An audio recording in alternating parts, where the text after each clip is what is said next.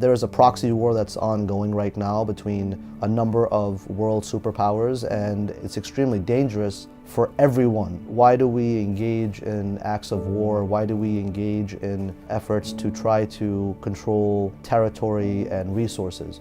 These are common themes amongst notions which deal with greed. There is a desire always to have more for less. At the end of the day, corporations are looking to make profit.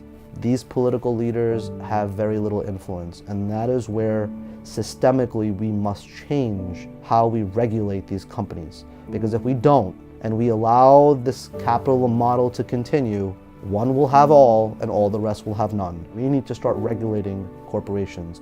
That is the first step in order to make a difference in this world.